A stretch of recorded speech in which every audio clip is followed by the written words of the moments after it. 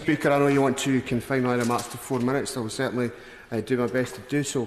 Can I firstly welcome the trade union representatives from the Clyde shipyard, such as the passion for the industry that they've come down to London today to hear this debate. Now, this debate so far, listening to it, can be summed up by quoting that great Conservative icon, Lord Vader. We want these ships, not excuses, because all we've heard so far from the government benches, frankly, has been excuses.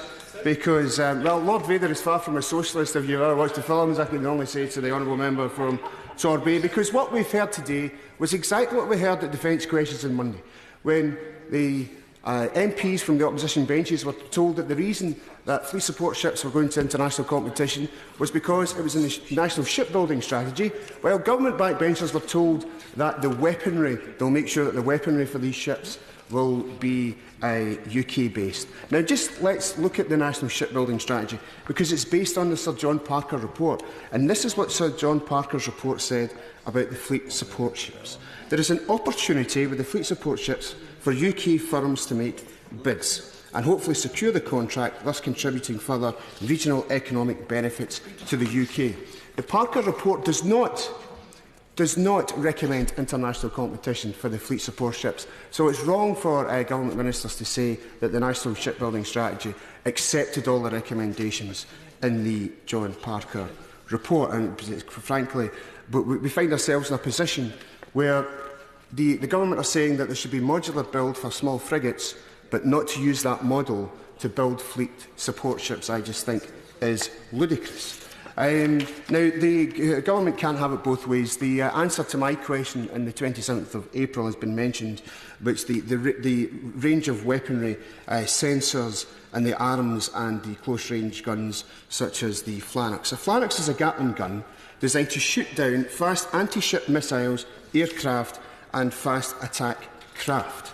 It is only fitted to high-value ships that are vital to naval operations. So it is ludicrous to say that these ships have a limited weaponry. And if we look at the Mars contracts, they're fitted with cannons, miniguns, machine guns, anti-submarine armed helicopters will be in those ships, and anti-surface warfare helicopters. And yet we've been told by government ministers these are not warships. Well, I'm sorry, but I strongly disagree. If it looks like a warship, if it acts like a warship, then it is a warship.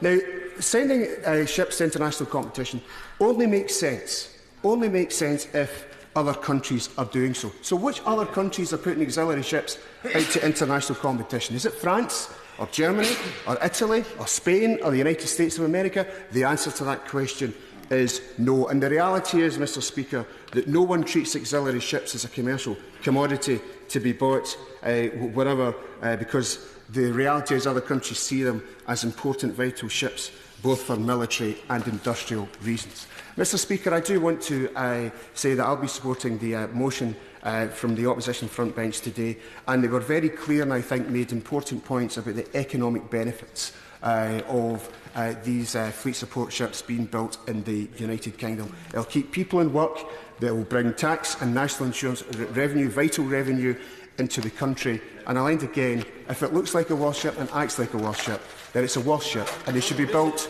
block built. Well, the Minister is shouting from a sedentary position, but, you know, again, he's shouting from a sedentary position. The MOD website is full of the vital military component that Royal Fleet Auxiliary is, and that is why these ships should be built in the United Kingdom in a modular way, the same way as the Queen Elizabeth aircraft carrier. Mr Speaker, thank you.